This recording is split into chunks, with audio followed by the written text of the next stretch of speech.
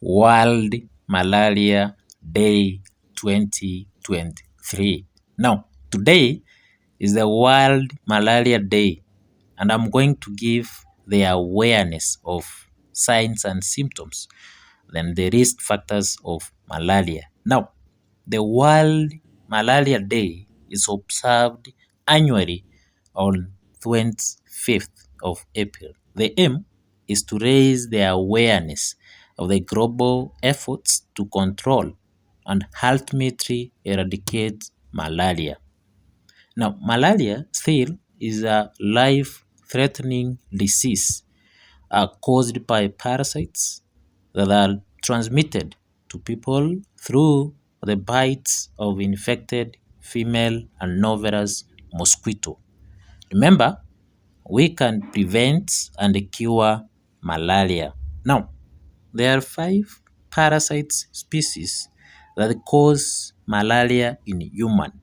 One is the Plasmodium falciparum, the Plasmodium vivax, ovale, and Malariae. So these are the species that can cause malaria in human. However, the Plasmodium falciparum and vivax are more common to cause malaria.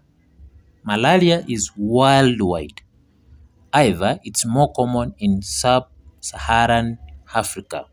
Now, according to the World Health Organization in 2021, the estimation of 247 new cases, millions, were estimated, and the estimated number of malaria deaths were 619,000. So still, malaria is a life-threatening. Now, who are at risk of getting malaria? One is the children under 5 years, the pregnant women, travelers, those with weakened immunity, and those living in malaria endemic zone. Now, what are the signs and symptoms of malaria? Bearing in mind, we have the uncomplicated malaria and complicated malaria, or what we call the severe malaria. Now, in uncomplicated malaria, one may have fever, headache, vomiting, shivering, fatigue, and nausea and joint pains. So one need to go to the hospital to be investigated of malaria and treated to avoid complications of malaria. Now, in severe malaria, this can be a medical emergency as it can attack the organs leading to failure. Now, one may have impairment of the what we call the impairment of the consciousness.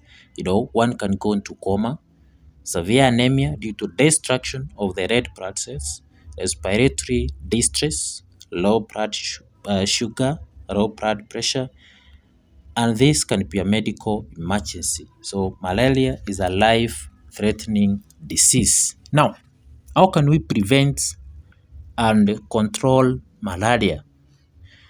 We need to use the insecticides treated nets, vaccination, wearing of protective clothing in a malaria endemic zone, use of the chemoprophylaxis, and also the indoor residue spraying, and use of the applying the mosquito repellents in the skin. Now, this is the time to deliver zero malaria. Invest, innovate, and implement. So this is the end of this discussion. Hope you are aware of the signs and symptoms of malaria and how it is transmitted. Thank you. Enjoy the World Malaria Day. Share with anyone to get this information. Thank you.